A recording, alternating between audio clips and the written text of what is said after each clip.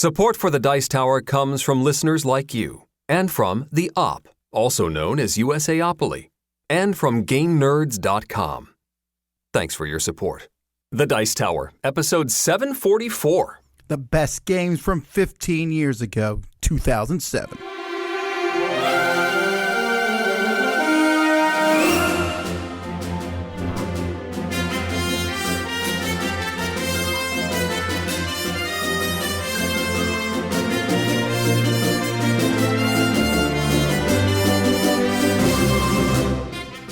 Welcome to the Dice Tower, a podcast about board games and card games, and especially the people who play them.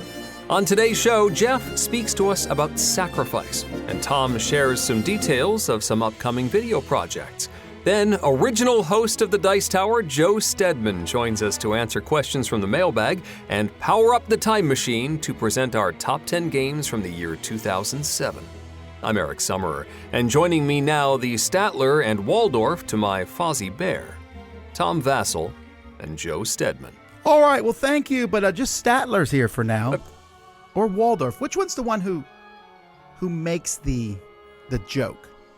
I don't think it's ever just a set-up punch sort of situation with Statler and Waldorf. They'll go back and forth. Well, anyway, folks, who Eric is referring to here is Joe Steadman, the original host of the Dice Tower. He'll be here in just a second, but before he comes in... We've got him locked in a closet.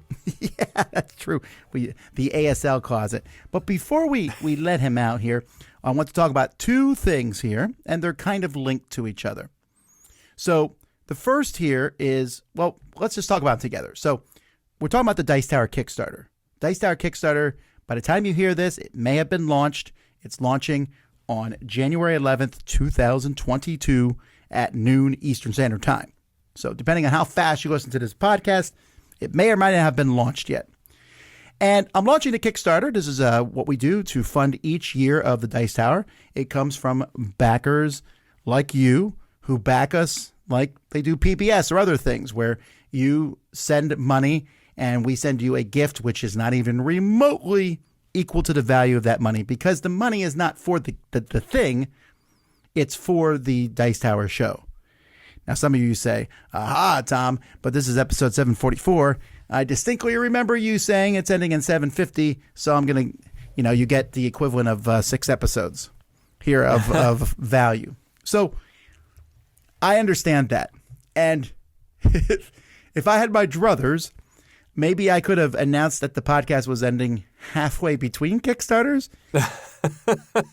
The timing didn't work out that way. Well, I could have even waited till after the Kickstarter was over, but that would have felt very unethical. Sure. You didn't want to do a bait and switch on that one. Yeah, of course not. I get it. That wasn't even a question, and I wanted to even give people the option to know that.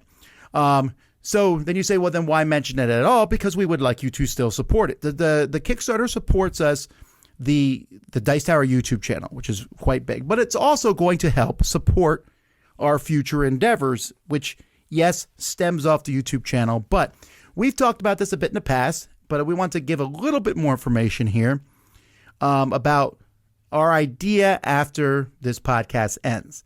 Now, when the podcast ends, I'm not saying our new show will start the following week. And in fact, I feel pretty confident. I think we're planning that it's not. Because it's happening really close to the cruise. But it won't be a long period of time. I would say there won't be probably much more than a month break in there. Yeah.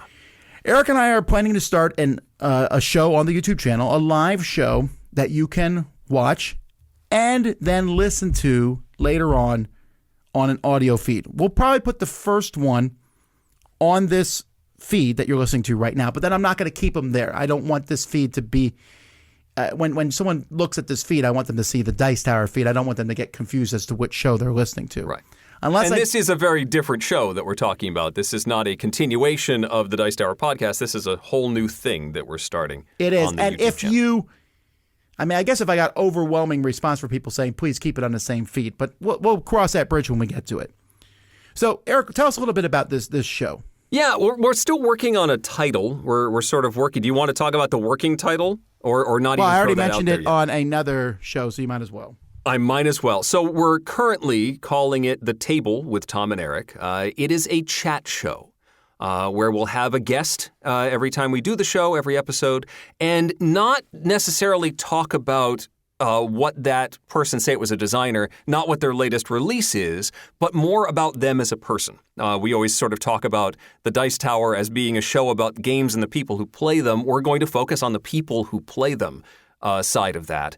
And we'll have some sort of discussion topic, a question that we'll want to discuss, but it's much more about getting to know this person as a person. And getting to hear some background and just have some lively discussion with, of course, me and Tom joining in to throw in our 2 cents as well. And also participate with chat, have questions from both the live audience and submitted beforehand. And we'll be doing this every couple of weeks to start. And then, as Tom said, we'll just export it into a podcast feed. But the emphasis, at least to begin, is to do a live chat show. And I'm excited to sort of get to know some of the people that we know through their work or their passion projects in board gaming. And we'll get to learn more about them as people. Yeah, so I want this, and Eric does too, I want this to be a different show. We're not like, oh, this is a Dice Tower, but there's like one minor difference. No, but it's still going to be us. We still have our personalities. We're dropping, obviously, the big change will be no longer a top 10, but we'll still talk about some games. But I get tired of interviews and stuff always talking to people about the same things. You know, I don't want, for example, to have Elizabeth Hargrave on and say, hey, what's it like to be a female designer? Right. You know, that's the same thing that she's always asked. We want to talk about other things and get to know these folks as people and gamers and get different opinions. I mean, our opinions don't really mean that much, except we have a podcast to talk about them. And it's nice to hear other opinions in the mix, but yet still talk about games. So in our Kickstarter, this is the first stretch goal. And you say, well, why is it a stretch goal? Well, partially because I need to pay Eric to do it. So it's the very first stretch goal. So we'll do that. And Eric also will do a couple other videos and things over the year. Yeah, we're talking about a new review series that I'm working on as well that should hopefully premiere around the same time. And I also know everyone likes Eric on Top 10, so we'll try to get him down for a couple of the spectaculars. I'm not promising anything in particular, but to come down and do some stuff with us on video there too. And Eric still is doing Dice Tower Tonight, which is a bi-weekly show that we do there. So all that to be said, think about the Dice Tower. I tell people that think about it as a subscription to like one of the streaming services. If you like it, it's worth it. You don't have to pay anything. And you can still watch our content. It's going to be free. I don't have any hidden content, any secret content. It's going to be there no matter what. If you can't afford to back us, I completely understand that. But if you can, if you think our stuff has some value, then we just simply ask that you consider doing that. You can find it at dicetowerkickstarter.com. I'll be mentioning this in the next episode also. And then after that, we don't talk about it for most of the year because, well, we want to talk about games. I guess we should let Joe out of the closet. I guess. Alrighty. Well, now that we're done with that, let's go back to the OG himself, Mr. Joe Steadman. Original Joe? The original Joe. It's like the best of the best. That this would is be the greatest. OJ. Oh, Joe. Do none of you know how to spell Joe?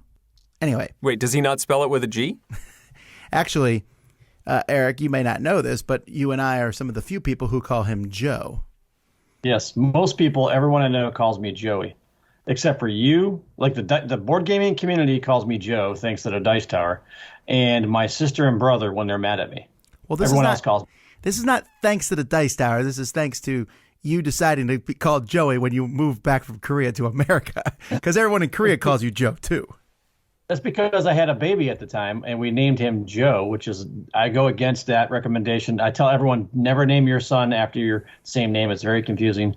But we named my son Joe, and we wanted to call him Joey because he was a baby. So for confusion's sake, we started calling me Joe.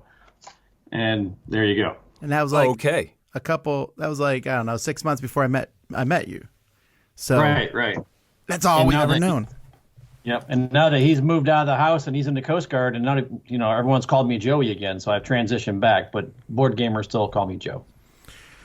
Well, Joe was on the first 50 episodes of the Dice Tower and then disappeared. And that was, when was that? 2007? No, 2006. 2006. So that is 16 years ago.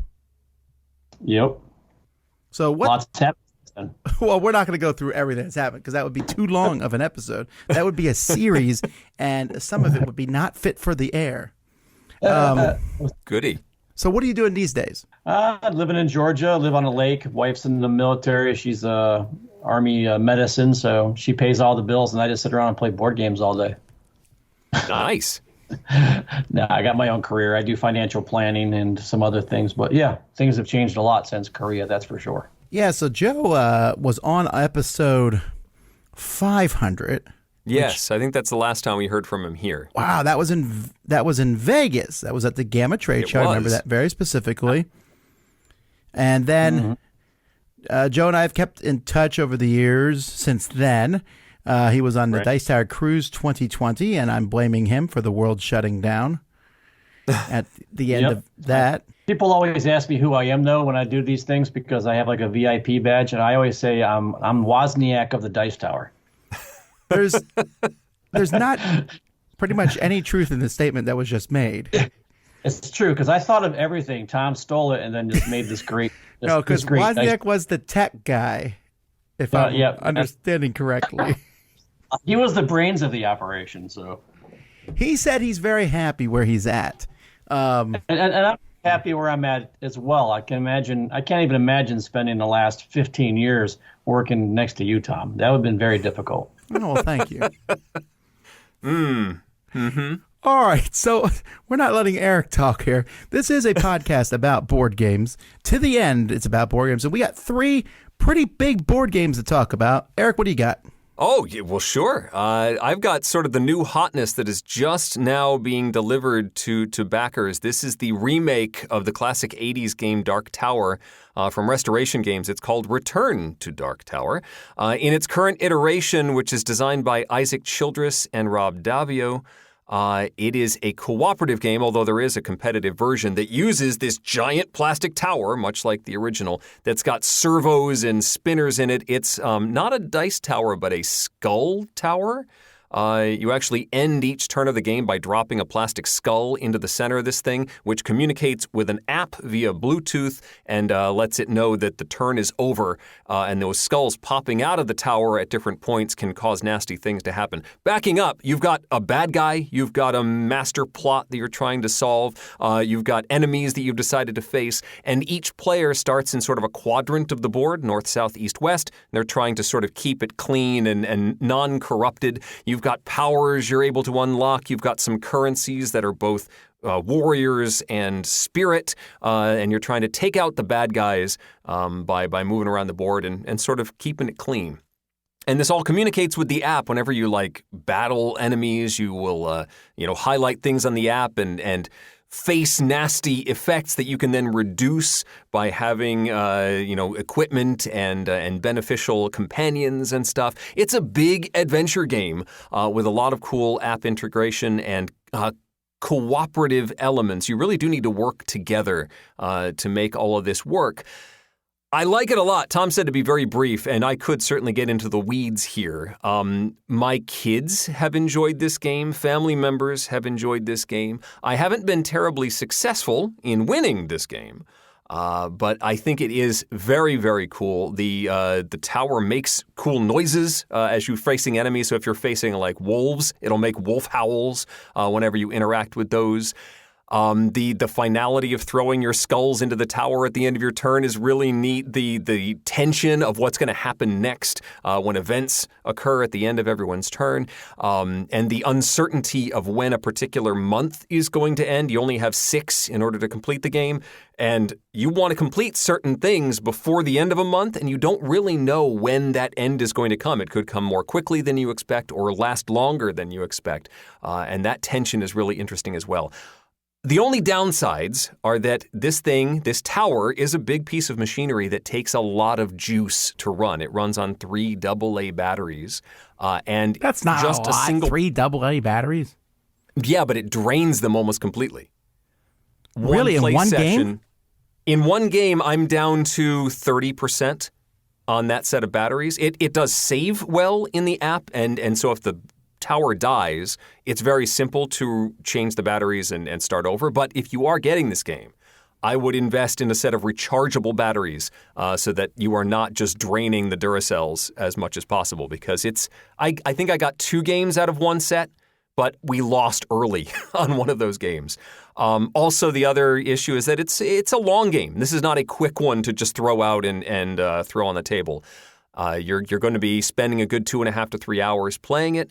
But beyond that, it's striking on the table. It's well produced. It's got a great organizer on the inside, and it's got lots of options between the different baddies you're going to face and creatures and plots and all of that. It's a blast, and I think it is going to be a hit, and it deserves to be talked about as much as it has been so far. That's Return to Dark Tower. As a side note, you should own rechargeable batteries anyway, everybody. Yeah, I just don't have them charged right now. I brought them in the move, and I'm just not in the process of recharging. I always got batteries in the charger. As soon as they come out, new ones go in. Everything is charged. Charge. Well, you use them all the time. You've got them for microphones and stuff in the studio. Makes perfect sense. Shh. Well, you know what? At my house, I have a separate set of batteries in my room that is a secret stash because the kids are always taking my batteries and using them, and then when I need them, I go there and I'm like, where did all the batteries go? I know I bought these batteries. Yep. I do that with snacks, batteries. So many secret stashes that I have. All a stash in your bedroom. Snacks, batteries, and a flashlight. You have to have a flashlight in Florida. Joe, did you ever play the original Dark Tower? I did. He was talking about it, and I remembered it. It was actually a fun game. But he said 2.5 hours. I was looking at my recently played games. 2.5 hours, we're still getting it set up. True. So yeah, that's what I've been playing is Advanced Squad Leader and Gloomhaven. 2 really short, light games. Indeed. I'm excited about Gloomhaven because he's not playing them together. I'm assuming. I'm excited about Gloomhaven because they have the it's not new, I guess newish Steam thing is out, and I want to try to play it on that. That's what I've been doing actually. So that's the backstory on Gloomhaven. I bought it when it first came out. It's been sitting in shrink wrap for a few years now. And my son kept on bringing it and sticking it on my table in my bedroom. I have a game table in my room that never gets used. And I would put it away, and then I come back a few weeks later, it'd be sitting on that table again. It was magic. And then I realized it was my 14-year-old hinting that he wanted to play. So I opened it up, and I was like, oh my goodness, there's a lot of parts in this game. But then I saw it on Steam. I bought it on Steam, and it's been a great way to learn the game. So I've been doing the guild missions. So there's, I don't know, are you familiar with the Steam version, Tom? I haven't messed with it at all yet. I just downloaded it. I'm gonna mess with it soon. So there's really cool because they have like the campaign game which mirrors the board game. So I'm not touching that, but they have these guild games where they're called guilds, and you can learn the basic rules, and there's different missions that you can do, so that you learn all the mechanics really well. And it's kind of a standalone version of Gloomhaven that's not touching the historical campaign game that I don't want to ruin because I play it for the first time with my sons. So it's pretty neat. So I recommend it. It was on sale over the holidays. Is that when you got your copy? Yes, it was actually. I'm a big fan of sales. So you play SL as a lead up to Gloomhaven. Which one's more complicated? ASL. In ASL you can get in two games, two scenarios of ASL per day. You can do 3 if you're at a tournament and it's all you do and you barely eat and you stay up till 4 a.m. So, so 2 scenarios. Now you could do multiple Gloomhaven scenarios in a day. I don't even know how many you could do. As many as, probably 10. Didn't the brothers Murph, didn't they try to do like the whole game in a weekend or something like that? In a week, I think it was a full week, but yeah, I think they succeeded. Yeah, that's amazing. Horribly bad at the end of that. Well, I look horribly bad after 2 ASL scenarios. So, but yeah. So ASL is Advanced Squad Leader because I know that the majority of the Dice Tower has no idea what I'm talking about, I assume, other than it's some kind of mythical game that they may have heard of. It's the best game ever. Yeah, let me shill for it some more. So, have you been playing it constantly since we last heard from you? Has it still been something that hits the table pretty regularly for you? It is. It's when I play a game, it's almost always Advanced Squad Leader. I travel to tournaments around the country and play, and then I play at the Atlanta, which is a few hours away, and then I've got a few local people that want to play, and then I've taught my son. So that's probably got the most game time for sure. My wife can't stand it, so when I want to play the third, we don't play ASL. She won't even look at it. And then that's, and half my game collection's ASL. So I probably have 600 games, but ASL takes up half my gaming closet. So because of all the components and pieces and maps and everything that goes along with it. Wow. Well, my game is much less complicated than both of y'all's. It looks like a bigger game, but I can teach it pretty quickly. It's called Townsfolk Tussle. So the art in Townsfolk Tussle is very obviously inspired by Cuphead. I don't know if you've all seen the Cuphead video games. Yeah. Well, we've been talking about it in the ad breaks here on the show. That's true. Or like, it's just old-timey-wimey stuff. So it's this town, and the sheriff's been killed. And you're the townsfolk, and you are now going to beat the snot out of the villains who killed the sheriff.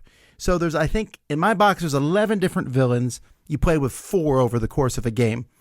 And it's like, 4 boss fights. You set up some terrain, you put your townsfolk on the map, you put the boss on the map, you flip a card over, it tells you what the boss does out of a deck. So you shuffle his deck. The boss has these pre-programmed things that they do. And then you as townsfolk run around and try to stab it and punch it and shoot it. So it's all this cartoon stuff, although it's pretty violent. It's a pretty violent, cartoony game. Like Itchy and Scratchy? Yes. Maybe not that violent. I mean, gory. But it's pretty much there. So you have all these different bosses who will show up. There's like a 2-headed king and queen who show up.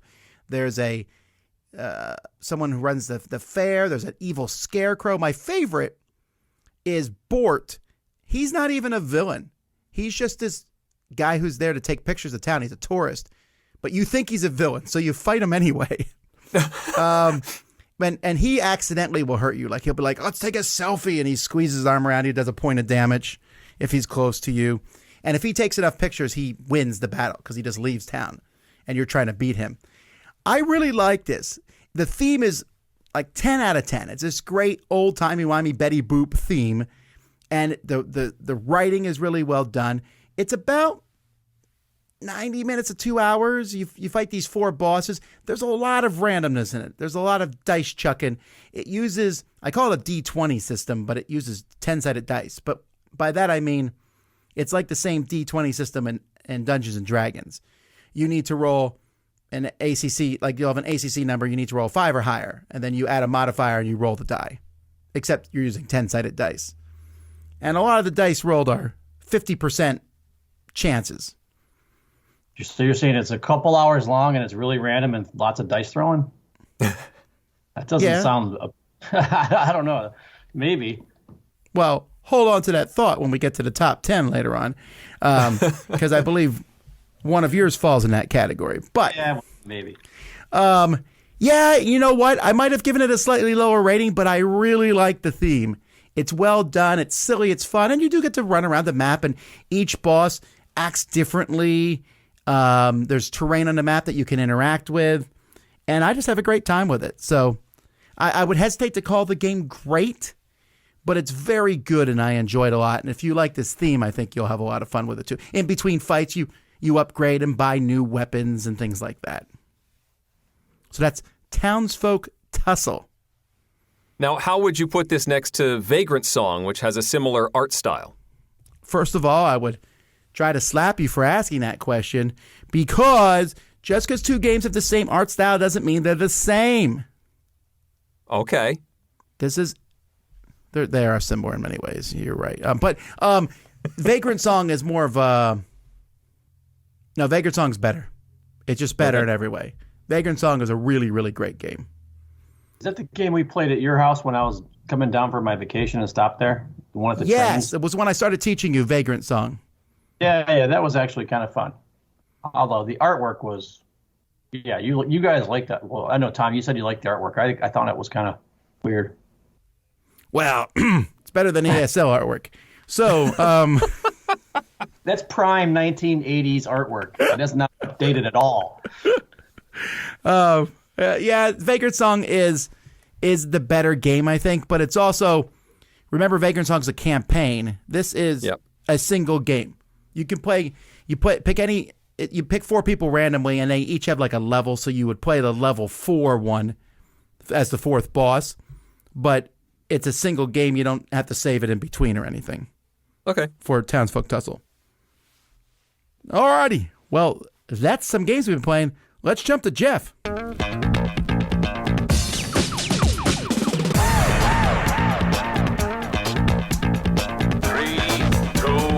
1, go. It's time for Game Tech with Geoff Engelstein, where we find out how games really work.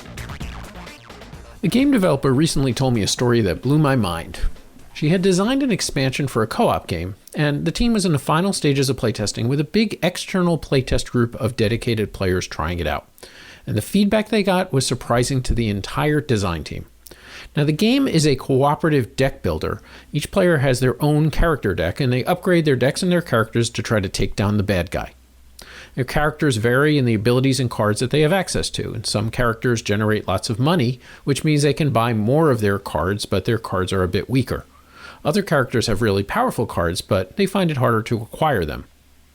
Now, in this new expansion, there were very powerful cards that needed this special action called being developed, which was a new mechanism. And briefly, this meant that the characters with lots of money could buy a card for another player, but they couldn't buy a card for themselves that turn. They had to sacrifice their build for their teammate.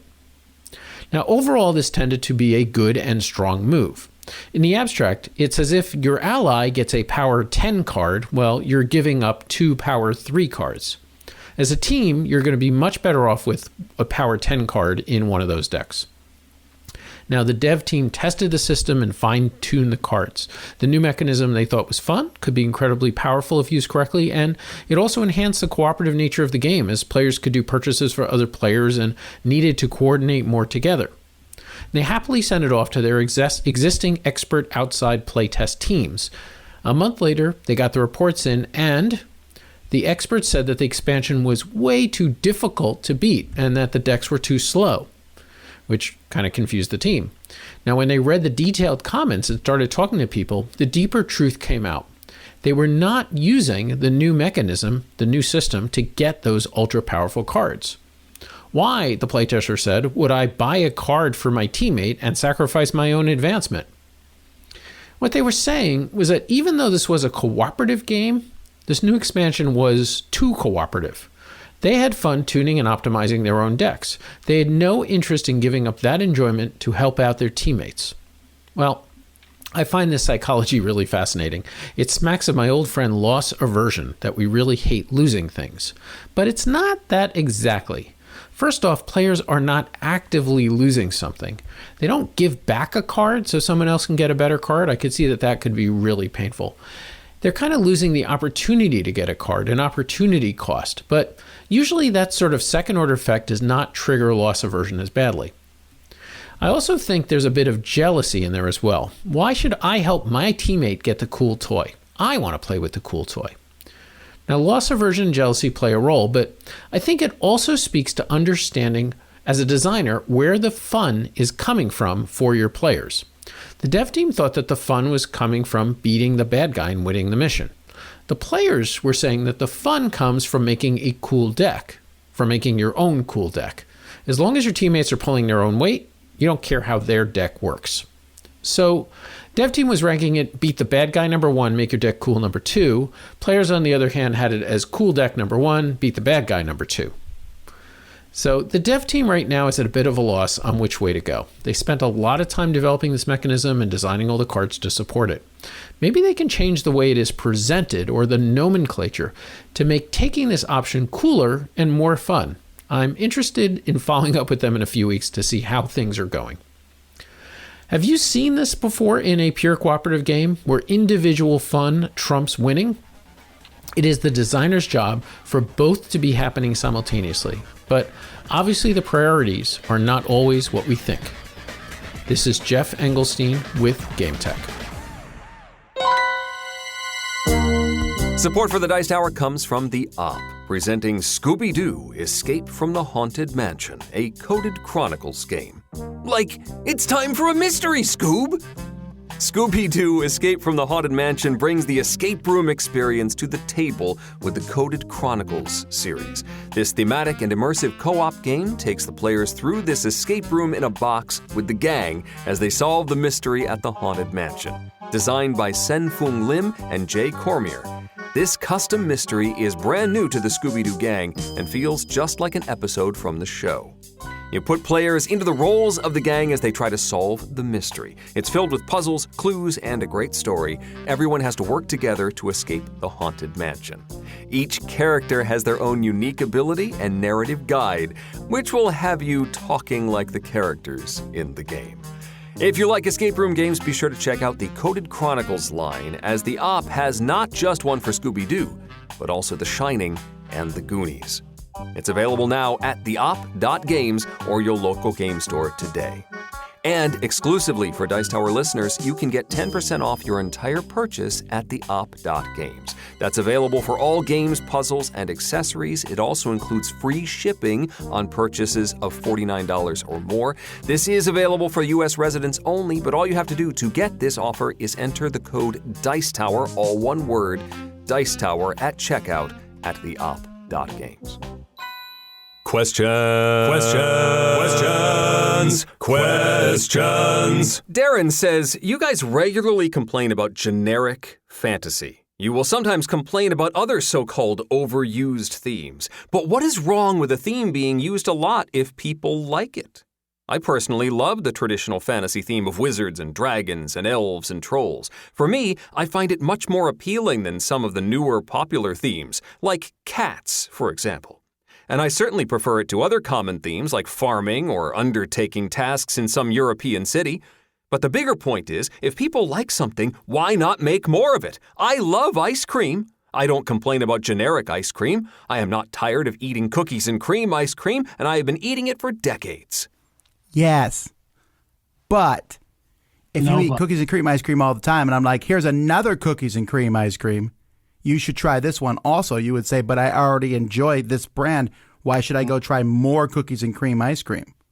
Tom, we've been fighting about this for 20 years. I agree with him completely. Keep on making World War II games. I'll play them all. I don't care. You want a new theme and a new flavor every day. That's you, Tom. Not a new theme. I want something that feels different. I think you should put some effort into the fantasy.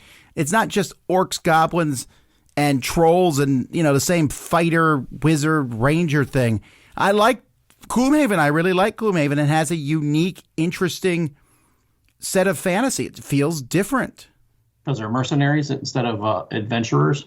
No, but like, for example, in the original classes, they have that guy who throws rocks. What's he called? Yeah, that's the rock guy. The rock guy. Larry the rock guy. Yeah. What would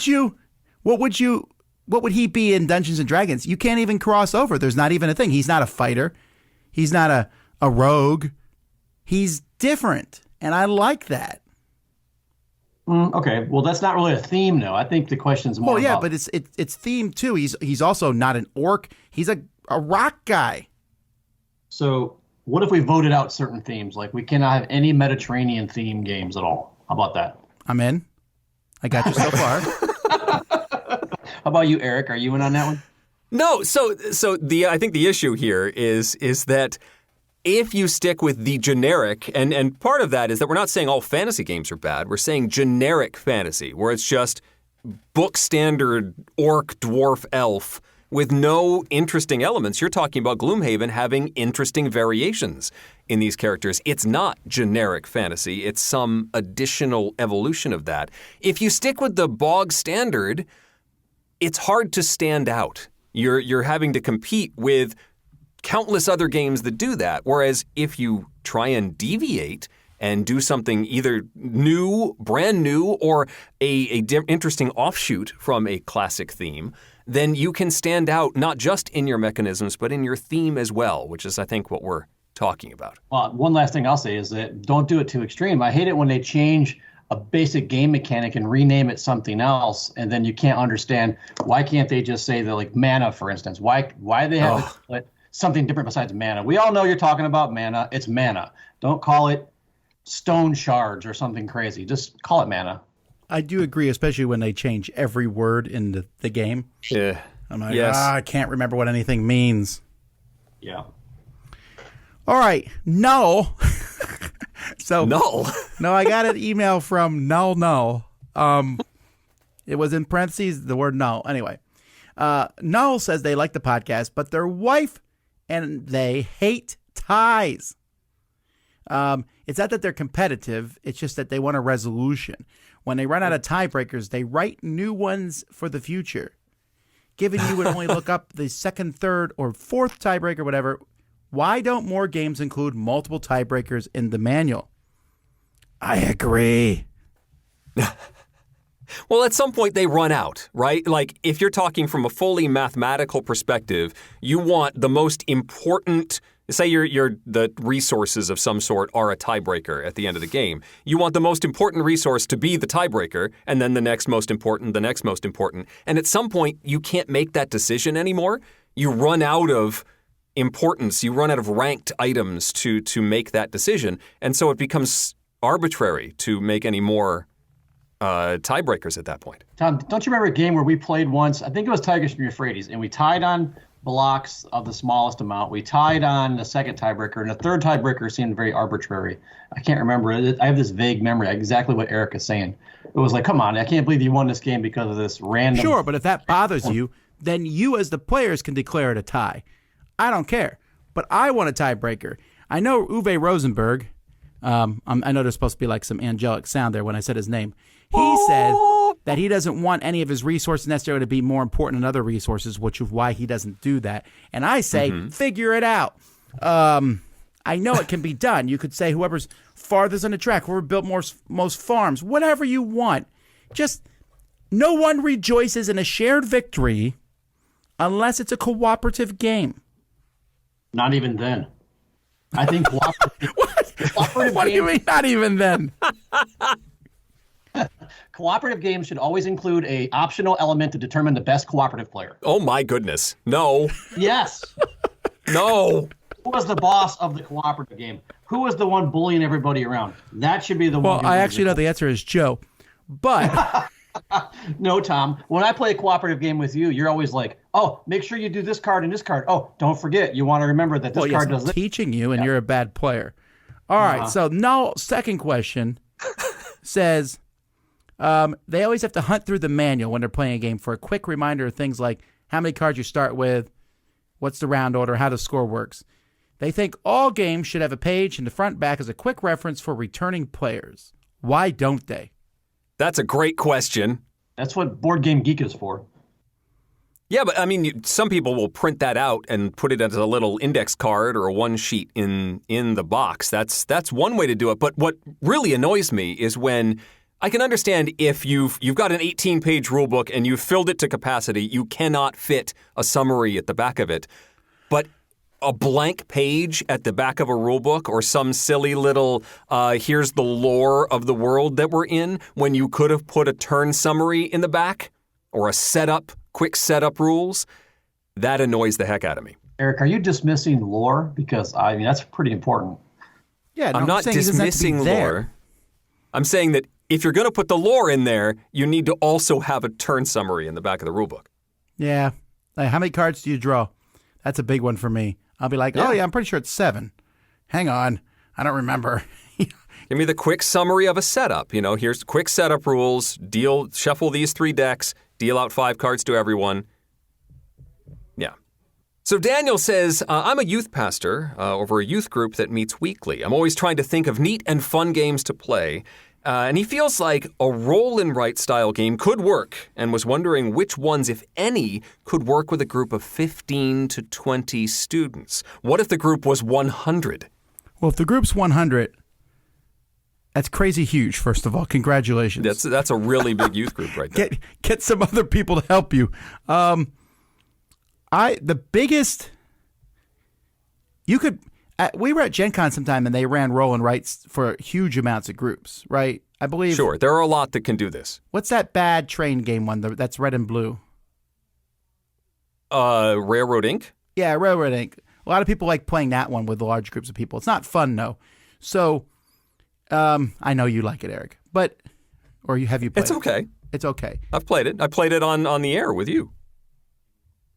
That's right. Well, welcome to... No, I don't think it was with me. I think it was with... It wasn't with you. It was with Z, but yes. It was with Z. You were in the building. Yeah, well, I didn't play that game for a reason, actually.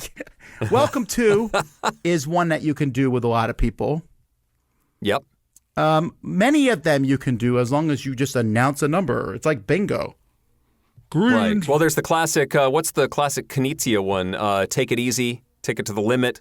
That can be played with huge groups of people because you're just drawing a particular piece and everybody then has to place that piece. Yeah, but you would need a lot of those games. With the Rollin Rights, you only need to give each person a small sheet of paper.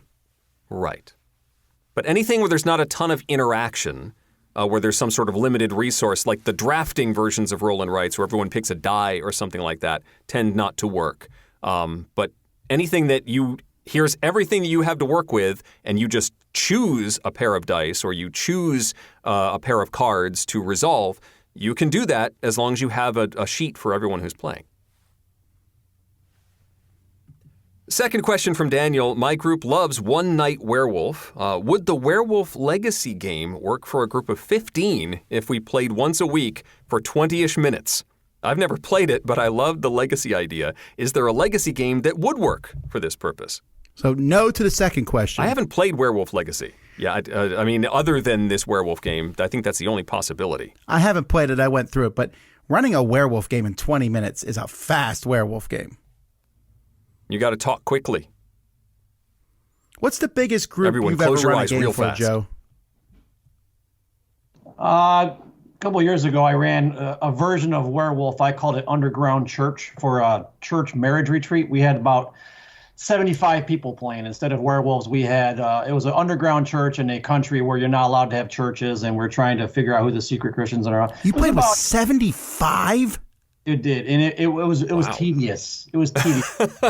So we broke into 3 groups after the first round. The first game was really just to teach everyone how to play. Yep. Got it. Okay. I once made the mistake of trying to play a werewolf game with 50 kids, and not instantly, but I learned to my chagrin how just the kids are getting bored. Yes. 20 is a good number. 20. I just thought I could scale it up, and so I scaled up the rules, and it didn't work. It was There's 40 werewolves. We're voting off 17 people. What? Yeah, it was bad. All right. Brian says Happy New Year. He just wants to know the name of a mechanism. So it's a game where you can go as far as you want, but you can never go backwards. Like Tokaido, he mentions Heaven and Nail. There's the old Tutankhamun game from Reiner Knizia. What do you... Francis Drake, Egizia. Push your luck, right? Well, no, it's like you're on a path, and you can... It's like a roll and move game, but instead of rolling, you can move to any space you want, but you can never go backwards. So if there's a really good space far ahead, you're like, I want that space, but you've passed up a whole bunch of other spaces to get there. I've never even heard that before. It's a good mechanism. It's not used often enough. I like it a lot. He says his group calls it the road mechanism, but I don't know. I think that's close. I would go with the river or current mechanism. No, that part of that is the because river's I'm used used to it in Conan, Eric. The river's used in Conan. Yeah, the Conan game where you have these tiles that slide underneath. Even the new Arc Nova, that can be called like a river as the cards because they flow through it. I guess. I mean, a river is also used in Texas Hold'em. You're right. I still don't understand why it's called the river. Well, yes. I still think it applies because there's a current. You can only go one direction. And you could say one-way street. Listeners, this sounds like a good forum topic. What's a good name for this? Let's come up with it before Geoff does. Sure. Gabor says, in the parts where I live, board gamers often leave the shrink wrap on the lid of their games when opening them. I also do it and find it useful. My games are protected from shelfware for a few years. What is your opinion on this practice? I have seen this. I haven't done it myself. This is when you basically, when you're opening your game, you pierce the shrink at the seam of the box and then tape the shrink onto the lid so that it stays on forever. That's crazy. And so then you have shiny games forever. And I guess I just can't get beyond the how do you attach the shrink wrap to the lid of the box? Because now you're using tape or some other adhesive to attach it.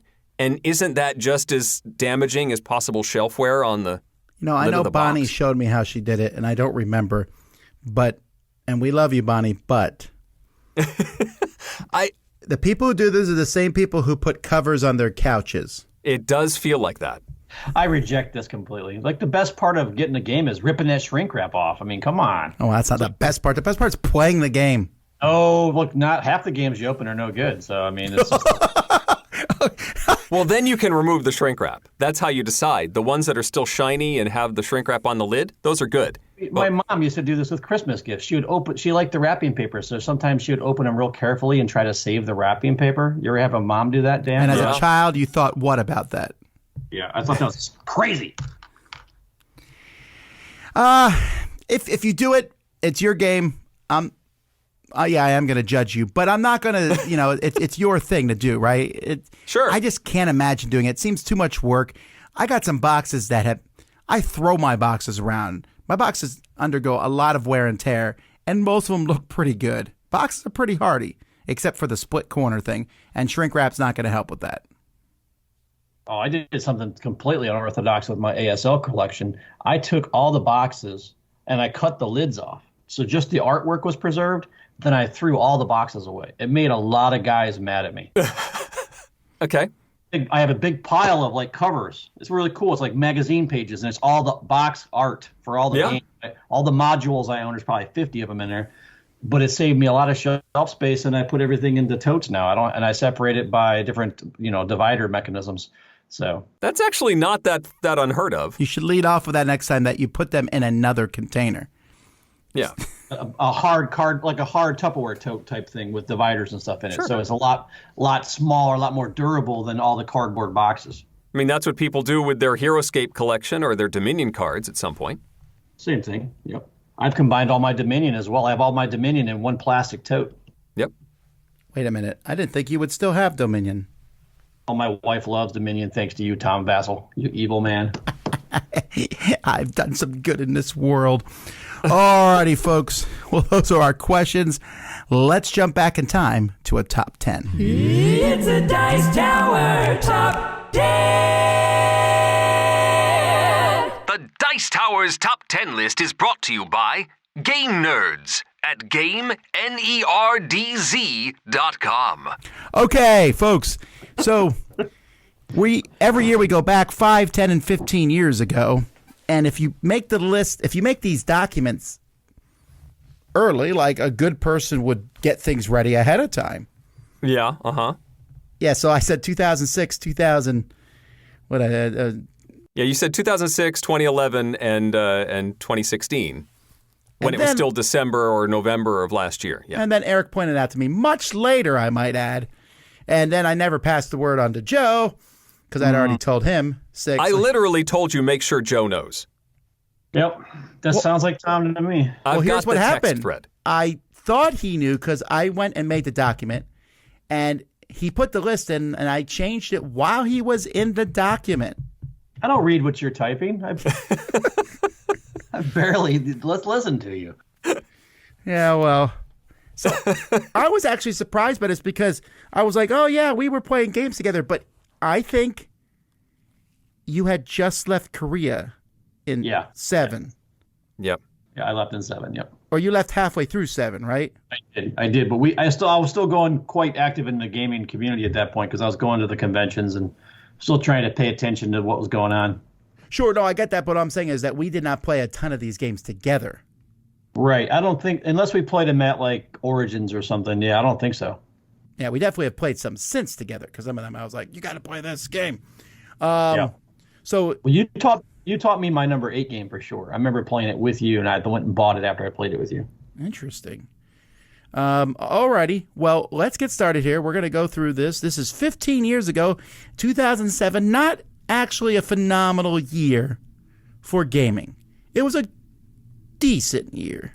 There are some good titles in here, but yeah, overall, maybe. I qualify it by saying, without mentioning the names, how many of those top 10 still make table time and will make table time in 2022 for you guys? I have played my top 4 in 2021. I played my top 4 in 2021. I did, which is weird. And the 2, my 5 and 6, I played the 2 years before that. I'd say my top 2 I'm likely to play, and one of them I will probably play on stream because it works well for that purpose. I played half, and my kids play one of these games religiously. So, yeah, that Ooh, game. I'm trying to figure out which one that is now. It's your number 9. Well, we should get to it. All right, well, let's start. Number 10. We're going to kick things off with Phoenicia. This is a Tom Lehman design that was sort of a reworking of, what's the space one that Stronghold Games did very, very early on? Outpost. Outpost, that's it. Similar system where you're sort of creating, it's an engine building game that really pushed a lot of my buttons. I really enjoyed it. The last time we did this list, I think pre-episode 500, 5 years ago when we did this, I named this my number 8. It slipped a little because I don't think I've played it since, but Phoenicia is still a classic. And my number 10. Oh, I'll go next. My number 10 is Tide of Iron. Fantasy Flight. It's a World War II game. It's kind of lost some of the when it first came out. I remember it was really cool because it came with miniatures, and it was just cool to look at, and it was kind of a buzz going around, and I got into it and I liked it a lot. But I think a few years after I got it, I ended up selling it. But I was grasping for a number 10 game because, like you say, there's a few games in it this year that I like, but overall there wasn't a whole lot of games in this year that I actually liked. So Tide of Iron would be my number 10. I feel that's the way about both of your games. I think Phoenicia has been replaced by many other card games. In fact, one of them this year, actually, in 2007, by the same designer. Or anyway, we're kind of off topic. But Yep. Tide of Iron, I think, was a cooler looking game than it ended up playing. Yeah, I think it just was buttoned up with Memoir 44, which is not a simulation, by the way. So, after that incorrect statement, let's jump to my number 10, Archaeology card game. Boy. A small game from an unknown designer called Phil Walker Harding, who is now probably, I would say, one of the more well-known designers in the industry, constantly coming out with games that people really enjoy. This was just a very simple card game where you're collecting sets of cards and trading them with other players, but I really liked it. It's so easy to play. They came out with a much nicer version about 7 years ago or so from Z-Man Games, but this original version put Phil Walker Harding on the map for me. So Archaeology, the card game.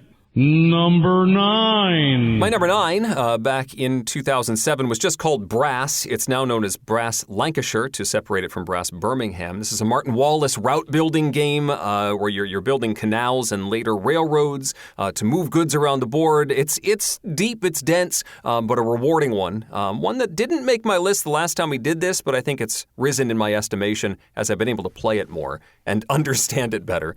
Brass, my number 9. My number 9 is Combat Commander, a paratrooper. Combat Commander is the competitor to Advanced Squad Leader. It's a lighter, more chaotic version, but it's in some ways fun because it's like watching a war movie rather than trying to plan out methodically what you're going to do. But this battle pack came out, and what it was the first time they did this, it was 2 new maps and 6 new scenarios. And I used to be a paratrooper, so it was kind of cool. And I got this battle pack, and I was pretty excited. So it definitely made my top 10 list for that year. All righty. Well, after listening to 2 fairly heavy games, let's go with a third heavy game called Get Bit. No. I really like this little game of robots. I call them robots. I think they're not robots, but they look like robots, and it's more palatable to me. Swimming in a circle with a shark chasing them, ripping their limbs off. You're playing cards, trying not to be the last one in line because the shark gets you. Very simple, fun little filler style game. Get bit. I really wonder where they sourced the sharks from. Are those actually Lego brand sharks, or is it like a knockoff? I don't know where the new ones are, but the original one was very clearly a Lego shark, I think. Okay. Number 8. My number 8 back in 2007 was known as Felix, the cat in the sack. And then the folks that made Felix the cat went, I don't think so. And so now it's known as Felicity, the cat in the sack. This is a bidding game from Freedom and Freeze where you gradually learn what is on the table, the cards that you are bidding on, but you don't know right away. It's a really neat mechanism of sort of hedging your bets, knowing a little bit about what's on the table, what you're betting on, but not having all the information until later in the round. It's a fun one, and one that's been a hit with my kids. Number 8, Felicity, the cat in the sack. I got to do a quick note here that I hate that change of name. I mean, I get that they had to change it from Felix the cat. Sure. Felicity the cat in the sack, it's a awkwardly long name. Why not just call it the cat in the sack? Yeah. Because it's Freedom and Freeze and had to be an F. Yeah. Freaking cat. The stupid branding. The fat cat in a sack. There you go. Fat cat in a sack. They probably workshopped a bunch of titles and it didn't work out. Frodo the cat in the sack. That's terrible. All right, continuing on. All right, my next game is the zombie game. Last Night on Earth. I played it for the first time with Tom Vassell. He introduced me to it. I'm surprised he didn't. I don't think he even remembers this game. I don't know.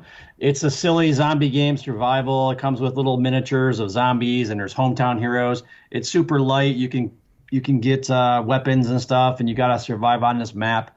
It's the first time I played a zombie board game besides the old Zombies by. Well, that one I know. I taught you zombies. We mixed zombies with Frag. Remember? Yeah, that was fun actually. But yeah, I like it. I still own this game. It still sees table time every year around Halloween. Okay. It's dimmed for me a bit, this one. I mean, I'm not a huge zombie guy anyway. And I just hate the artwork in this game. I don't like the realistic CW pictures. I thought it was good. It looked like a B movie. It's like a B movie, low budget zombie movie made into a board game is what it is. All right. Well, I'm going to jump into the Eurogamer camp now. Oh. Hamburgum. Delicious. So good. Okay, I got that at Burger King last week. Yes. Hamburgum's about building churches. What? And yeah, it is. And what I've always enjoyed, you build churches using 3 different resources. You buy and sell these resources to get the supplies to build your church. And one of them is beer. And I've always been amused by that. Like, I'm a really good beer seller. Now I'm going to build myself a church. They're monks. Yeah, that's true. And I know there's actually sound theming behind it, but I'm still amused by it. Hamburgum uses the rondel mechanism, which Matt Kurtz is pretty much the only thing he knows how to design. I'm sure that's not true, but it does put a rondel in all his games. And in this game, you're moving around this rondel. I like that mechanism.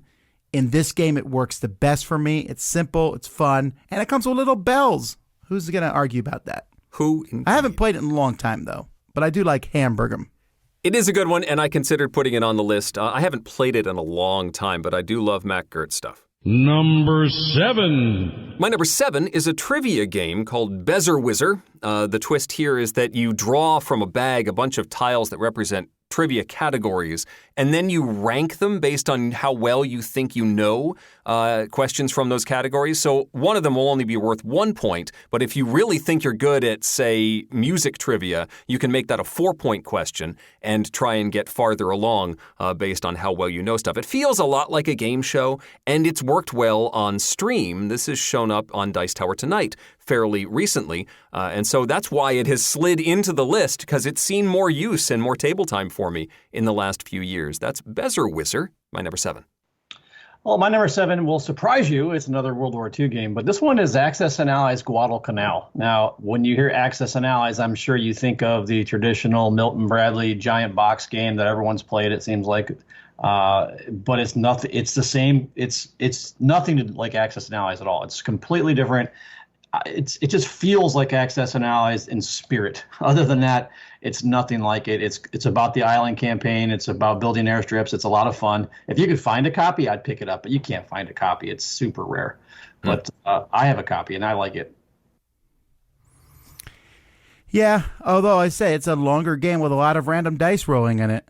This was actually not as long as the other Access and Allies games. That's true. This one, I don't know how I felt about this direction. I liked it, but it's like the game's the same universe. It's not. Yeah, it's like it's like a cousin of the game. It doesn't. Not even the combat mechanics aren't even really the same. So. Alrighty, well, in a future show, we're going to have Sam Healy on, and he would be mad about my next pick. Number 7 is Thebes, because he just get him started. Hates Thebes. Thebes, you're an archaeologist going around. This is a game in which you can has a mechanism of a time where the person who's the farthest back goes first, so you can go multiple times in a row, spending time, and you're digging through bags of tiles to dig up artifacts, but you might get nothing. I don't know why that amuses me, but I really like this game. I think it's a strong thematic game. Thebes, my number 7. I mean, I was channeling a little bit of Sam on this one. I appreciate Thebes, but I have been burned a few more times than I would like on that tile draw. Number 6. My number 6 was on my list last time in the number 5 position. It's called Marrakech. This is a game about selling carpets, or rather laying them out for sale on this big grid. You've got like an assessor that runs around the board, and if he lands on your set of carpets, you're going to earn money from the other players. But you also don't want to have him land on somebody else's on your turn because you're going to have to pay those players money. The components are cute because they're these fabric carpet dominoes, basically, that you can overlay each other, cover each other's carpets, and sort of lay it out. It's very abstract, but the table presence on this is very, very charming. Marrakech, my number 6. Now, my number 6 is a crazy game. Oh, yes. I want to hear this one. So the Red Dragon Inn, it's a dungeon crawl. No, actually, it's not. It's about the guys who went on the dungeon crawl and how afterwards they went to the inn and they got drunk. And it's a game about the bar. That's what this game is. So it's my kids, and they play this game quite frequently. I get involved. The wife gets involved. We'll play a big table, 6-7 people playing. And you take turns. It's card driven. You're ordering drinks, trying to get your the person who wins, who's the person that's left standing from either being knocked out or from being not too drunk. That's who wins, or taking all the money. It's a take that game. It's super light, but the kids love it, and you have to play it in character when you play. You have to say certain phrases, otherwise it doesn't count. And have you guys played it? I have not. It's always been one I've looked at and been aware of, but it never hit the table. Joe, I'm just trying to figure out why you're saying this is better than Combat Commander. Because it makes Combat Commander is not the Combat Commander game. It's only a module for it. This is the Red Dragon. You just can't say anything about any other game on my list. This is the lightest game on all the lists. This game can get. I saw my kids go for like 4 hours one time playing this game. One game, not even reset. Just you're not selling it. It got intense. There's also like a gazillion expansions for this game. I think they're up to Red Dragon in 7, and that's not counting all the little offshoots. And they sell a Red Dragon. The game did so well that they actually made a dungeon crawl game based on the characters from Red Dragon Inn. So like Pookie and all these crazy characters that are in the game are like Munchkin versions of D&D characters. Yeah, they made an actual game for it too. So you can play that and then play Red Dragon Inn to do the after party? I guess so. I always want to play it where we substitute in like with adults and play with real drinks, but I can't convince anyone to play with me. All right, my number 6 is higher on someone else's lists. We'll fight to the bitter end. Number 5. My number 5 was higher on my list last time. It's the 2-player Cosmos game Perry Rodan, the Cosmic Eric's League. also the only person in the world who likes this game. Not the only, but I agree. It's not one that gets talked about very much. It's based on a popular pulp fiction, serial character from Germany, I believe, is where Perry Rodan comes from. And it never came over here. No, it did. Z-Man released it, and it was a big deal when they finally released it in English. Anyway, pick up and deliver in space, which kind of is my thing. And you're dealing with gravity as you move closer to and farther away from the sun, and upgrading your ship and all that stuff that I really enjoy about this style of game. It slipped a little because it hasn't hit the table very often, but I keep dreaming, I keep trying to teach one of my kids this one, to say, hey, you're going to love it. It's 2-player adventure, but they always wander off before I can teach them Perry Rodan, The Cosmic League. My number 5. Wise children. I do not like this one, but I kid. There are a lot of people who like it, and I do understand. Before I get yelled at, I know this is a very big IP property in Germany. So Tom and I both have the same number 5, which is ironic. Not really. It's a good game, right, Tom?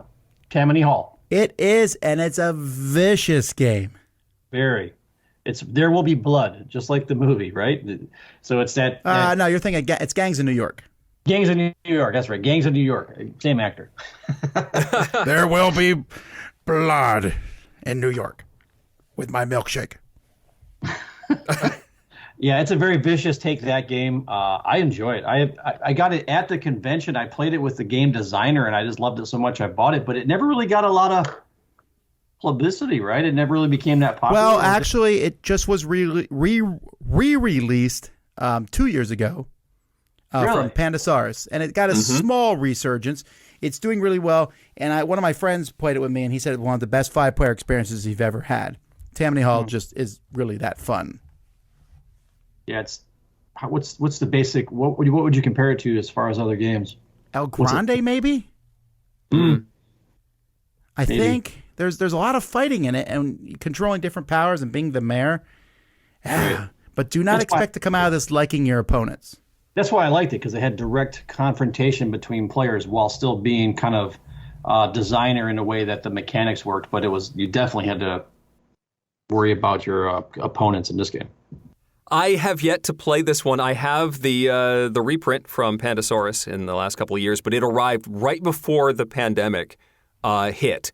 And then I didn't get together with my group for a long time. And it's certainly not one I can play with my kids. But I need to. I don't know how to play it yet. Correct.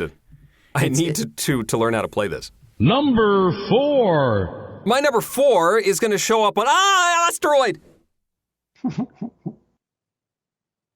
Same with my number 4. Okay. Asteroid. My number 4 then is on no one else's list, but it's a solid game that never really got a good shot, and that's Colosseum. One of the few good roll and move games that exists, actually. I just played this one. I taught a bunch of people this at one of the retreats this year and had a good time with it. A game about putting on a show in your Colosseum and trying to get people to come to the show from Days of Wonder.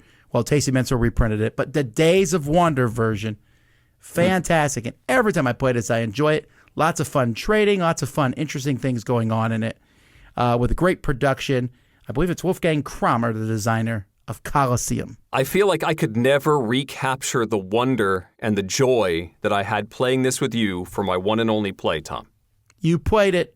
I was not in that game. I was watching it. It was at 2 a.m. during one of our 24-hour spectaculars, and I made you all narrate what you were doing. Yes. The plant was the star of my show. The shrubbery. Number 3. My number 3 made my list last time in the number 7 position, but it's moved forward a little bit because this is the grail of a Monopoly version that works. And that is Monopoly Tropical Tycoon, Rob Daviau's reworking of the system that shares many of the standard elements, but uses a DVD as its randomizer and victory points for the ultimate determination of the winner. You can, instead of building houses and hotels, build casinos and piers and there's like 2 other special buildings, some of which don't do anything but are just worth a ton of points, and others can earn you tremendous amounts of money or can lose you money over the course of the game. It offers more interesting decisions while still working with the bones of the classic game. It is, if you can track down a copy, it is well worth trying out. Monopoly Tropical Tycoon, my number 3. So let's take a break here for a second here. I want to ask this question here. So Monopoly Tropical Tycoon is not on my list anymore. I like it a lot. It's the best version of Monopoly because I no longer have a DVD player. And I know you can get an app or something to play this. So let's swing this around to Return to Dark Tower. Is it possible that in 15 years that will no longer be playable? Because that's what a lot of people say about app games. It is, although I know that their official policy is if they ever are in a position where they can no longer support the app, they will release it into the public domain so that someone can make it a web-based something or other and find a way to continue to play the game. There you go. I knew the answer. That was a softball, but... Well, I'd love it if you could get that with Tropical Tycoon. Maybe someone has just done it. I just haven't seen it. Tom and I, we got tied again, man. We were Again? Did you do these lists together? I had my list and I cut and pasted and I was like, come on, Tom. No, well, this is actually a three-way crossover. It is. This was my number 4. Yeah. So me and Tom like it slightly more than you. Yes. That's Galaxy Trucker, so people know what we're talking about. Yes, Galaxy Trucker is a blast. It's super chaotic and I normally would hate it, but every time I play it, when I look at it on paper and I read the rules, I was like, I'm going to hate this game. Every time I play it, I have a blast. I have to be honest. And I'm going crazy and I'm yelling and I'm having a good time. Yeah, I agree. This one was just re-released in a new edition with some streamlined rules and different art. And very minor changes all around. Yeah. Like if you own the original one, I would be hard-pressed to say, get the new one. And if you hated the old one or liked the old one, your feelings would be exactly the same. Gotcha. This is the game that my kids play religiously. They play this game every week. When they get grounded so in our house, if you're misbehaving, you get grounded from electronics. Like, all right, that's it. No electronics. It's no PS4, no cell phones, whatever. Within 20 minutes, I'll see them playing Galaxy Trucker. So when Joe wants to play a board game, it's like, it's like you're grounded. Look at that kitchen. It's messy. Number 2. All right, back to me with number 2, which is going to show up on somebody else's list, I guess, in the number 1 position. So let me think what they're going to do and get ready to respond to it. Good call. So my next one is, are we on number 2? Is that right? Yeah. Yeah, wow. We went through this list so fast. So do you guys dub in that crazy guy that talks in between the... Number 2! Yes. Oh, goodness. Do you still use that guy? We use that same guy ever since you laughed your head off the first time I did it. It was so ridiculous. I thought there's no way. Because we were looking for a different thing, and you used that one time, and I thought it was like a joke. But I paid a guy to do that. It's the same guy. So is it just a stubborn thing? You're so stubborn that you paid money for that ridiculous guy that you keep using? Because we tried to change when we brought Eric on board, and there was revolt from the fans. Yeah. When I tried to do something different, people just went, they couldn't stand it. So we've kept that guy, the unnamed voice guy. Oh, my goodness. Okay. Well, finally. Well, here's my number 2. Starter kit for Advanced Squad Leader number 3. I know it's a niche thing, but this is when the Advanced Squad Leader starter kit was a version of Advanced Squad Leader that helped to teach new people how to play. It's a simpler version of the base game, and it had phases, and phase 3 introduced tanks, and it was by far the best of the starter kit iterations. I don't know what that word is. Iterations? Yeah, there you go. And it was super enjoyable. And when I want to play or teach someone Advanced Squad Leader, if they're not interested in the full game, I'll teach them Starter Kit 3 because it incorporates enough of the main rules that it's still enjoyable, and it's fun. So you guys would probably not play it with me, though. You probably wouldn't like it. I don't know. Maybe. 100% agree with that last sentence. My number 2 is a game that was originally called Age of Empires 3, the board game. Was nothing like Age of Empires 3. It's now called Empires Age of Discovery. This, so up to this point, Joe and I had played a lot of games from Glenn Drover. We played the Civil War one, the American Civil War, the War, Age of Imperialism, the Age of Mythology games. They were fine. Did he have combat, too? Was he the one who did combat? Yeah. So these games were generic Axis and Allies. Yeah, they were fine. But Empire's Age of Discovery was a worker placement game, one of the first big worker placement games, actually. Really enjoyable. I really like the mix of area control and worker placement. I still really enjoy this game. It's a lot of fun. So it's just an easy number 2 for me. Empire's Age of Discovery. How long does that game take, Tom? I don't know, 90 minutes, 2 hours? That's all. I thought it took a little bit longer. I think we played this together for the first time at Origins that year. Yeah. I enjoyed it. And finally, number 1. Finally, my number one was my number one when we did this 5 years ago, and that is Uwe Rosenberg's Agricola. There have been many similar games in the past this point that Rosenberg has done, but this one's still my favorite. I think the thematic connection really makes this one sing for me. You're running a farm, you're raising a family, you are plowing sections of your field, planting crops, raising animals, penning them in so they don't run away and so they can breed, and then collecting stuff from the center of the board faster than your opponents to complete cards, to earn points, to bake bread, and do all sorts of stuff. But the theme really makes it all flow as you're just trying to make your farm work. I love it. It continues to be my number one game from 2007, Agricola. It sounds so exciting, making your farm work. You got to make that farm work, Joe. I like Bake it, that but bread. Caverna's completely replaced it for me. I haven't played it. But Caverna came years later. Yeah, Tom, I remember when you sang this. You sang the praises of Agricola, and you made me play it at one of the conventions, and I was like, and you kept on making me play it. And I can't believe it made your top 10 list. No, because Caverna has just replaced it, so it's gone. It's out of the picture. It's not. It didn't erase it. It's still a game that it erased it, Eric. They're both on my shelf in the Dice Tower library. Back to the Future. The photo has disappeared from the shelf.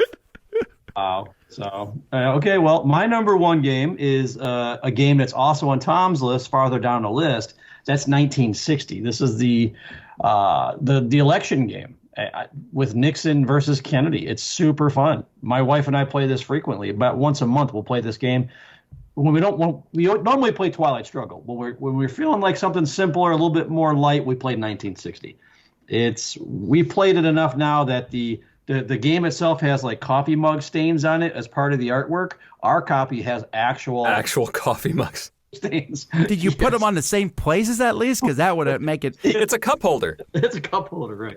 We actually know when certain cards pop up, what to do, reactions, and the game still plays well, even though we both know it so well. I think that's why it made my number one game, and by far it gets the most play time besides Galaxy Trucker of any game on this list, and Red Dragon Inn. So I guess there's three that play a lot, but this is the one I enjoy the most from that year for sure. I like this a lot. My initial reactions to this were not as high because I played it right after Twilight Struggle. I was like, the sequel to Twilight Struggle. Oh, it's not as good. And it's not. But it's also not as complex. Not at all. Like, I played 1960. My wife, she would never touch Twilight Struggle, but she liked 1960. And the election thing is pretty fun. It was a very close election. And, as I keep telling people, because it's, 62 years old now, you can kind of play it and not have someone get mad about it. Like, oh, well, I was in that election and blah, blah, blah. Dude, what are you, 90? And maybe they are. But I was going to say, Tom, the thing with this game is it has a lot of depth to it that you don't even realize until you've played it 4 or 5 times, because like the media influence and all the other parts of the game that, at least with me and Monica, the first times we played it, we kind of brushed over that and we were just going for influence in these different states. And we didn't realize how big of a swing the media would have and different parts of the game that seemed to be small. The more you play it, that becomes more important, and it's a lot of fun. I recommend anyone to try it out if they get a chance. I still have yet to play this one. This and Twilight Struggle are ones that I haven't played. But if I ever do, I'm going to go for the media, by gum. Well, Eric, I'll tell you the same thing I tell everyone with Twilight Struggle. There's a very, very good app that will teach you the game now. Yes. And I know this and have still not yet played it. All right. You know, Eric, what you said about Tom and how Agricola is dead to him? Yeah. I feel that way about you now. Wow, thank you. Wow. Mine was at least about an inanimate object, Eric. Twilight Struggle, man. It's like one of the best games ever. Top 10 of all time. All right. Sorry. Well, here's the good news. We have 2 3-way crossovers. One was Galaxy Trucker. The other one also has the word Galaxy in it. Race for the Galaxy. My number 1, Eric's number 2, and Joe's number 4, who obviously doesn't like it as much as the rest of us. But this game holds up 15 years later. It won the Dice Tower Game of the Year easily, and I think it would win if it had come out another year, probably. It's a very solid game. It is, and has been the basis for lots of other spin-offs. There's the dice version, there's smaller, simpler card games, there's a larger board game version. It's the basis for all of these. The system is sort of sprouted in so many interesting ways, but the original is so solid and moves at a good pace. Once you understand the game, once you've learned it, you can play a game of Race in half an hour. It's real quick. If you're playing with people who know how to play, it's fun too, because you can right away within the first few minutes of the game, you can identify what strategy the other player's going for. Oh, yeah. Oh, I see. Yeah. And this thing, you start not letting them do that. And this would have been number one if this was my wife's top 10 list. She absolutely loves this game. It's right up there with Dominion for her. It's this or that. That's the two she likes to play. Mm. Yeah, there's just a lot good. And earlier when Eric talked about not Outpost, Phoenicia.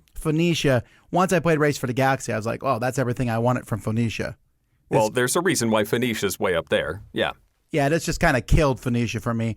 Not to mention Phoenicia has a really, really, really terrible rule book. But Race for the Galaxy, which was the inspiration for San Juan, the Puerto Rican card game, and a lot of games even now. I mean, just last year, Terraforming Mars, Ares Expedition took some very strong vibes from Race for the Galaxy. Yep. Well, that brings us to the end, folks. Unfortunately, due to snafu online, I don't have the people's choice, so we'll just say you all said Race for the Galaxy. I'm sure they did. That would be my guess. Either that or Agricola, but probably Race for the Galaxy. Actually, yeah, it would be Race for the Galaxy, Galaxy Trucker, Agricola, and Brass. It depends on... A lot of people do like Brass. Depends on who you're asking. Remember, if you're asking the general population, I think there's probably more games played of Red Dragon in than these other games because it's played by a lot. We're asking the fans of the Dice Tower. Yeah. Number 5, I'm sure, was the ASL starter kit. Number 3, not for fans of the Dice Tower. I would say. Well, as we close up here, Joe, we appreciate you. I appreciate you deciding to sit in that cold church building and record the show way back when. It was just an idea in my head. I was like, hey, we like to talk about games. And we started doing top 10s, and this is 743 episodes after that first one. I appreciate that, too. And for the record, I think it was my idea, and same with the top 10 list. Whatever. You can keep telling yourself that, Tom. But no, it's been a crazy ride, right? I mean, who would have thought that a couple guys just having some passion for their hobby and a new media way to talk about it and just really being bored because our lives were so simple back then that we could have the time to do that and what it's spun into today. And we still love games and it's still going. It's amazing. I had fewer adult children 15 years ago. That's for sure. Well, sure. Well, either way, folks, that's it for another episode. We'll be back next week. Mandy Suzanne will be back after that. Thank you again for joining us on this. Don't forget to check out the Dice Tower Kickstarter, like I said at the beginning of the episode. Joe, thanks for coming on board. We'll start trying to call you Joey from now on out. Or just call me Manly Man Joe. Yeah, that's not going to happen. So, anyway, until next time, I'm Tom Vassell. Joe Steadman. And I'm Eric Summerer. And you've been listening to the Dice Tower. Thanks for listening. Promotional consideration has been provided by game publishers in the form of review copies of games. This episode number 744 was recorded on January 10th, 2022. Mandy, Suzanne, and I are with you next week, and in 2 weeks we see Sam Healy on the flip side as he joins us for our top 10 games from 2012. This podcast is sponsored by listeners like you. Thank you for your continued support. And speaking of support, the Jack Vassell Memorial Fund is dedicated to providing support to members of the board gaming community in their hour of need. If a catastrophic event has become more than you can handle, find out how we can help at jackvassell.org. The Dice Tower is produced by Tom, Mandy, Suzanne, and Eric, with assistance from Rob Searing, Chris Yee, Mike Delisio, and Roy Kennedy. Our chief in charge of dunking all the bread in buckets of water is So Clover. Timothy Pinkham composed our theme, and hosting is provided by Game Nerds, your all-in-one solution for all your nerdy needs at GameNerds.com. Let us know what you think of the show by posting to Dice Tower Guild at BoardGameGeek.com, following the Dice Tower on Twitter, or by emailing us at tom@dicetower.com or eric@dicetower.com. And don't forget to visit the other shows in the Dice Tower Network, including Board Game Blitz, the Portal Gaming Podcast, The Family Gamers, Board Gamers Anonymous, The Broken Meeple, The Game Pit, and Dice Tower Tonight. Find your next favorite at dicetowernetwork.com. Until next time, from all the gang at the Dice Tower, have fun gaming. Manly man. I'm not calling anyone that. Like, do you think anyone ever gets called by their name in public? Like, hey, Richard the Great. I don't think that's ever happens.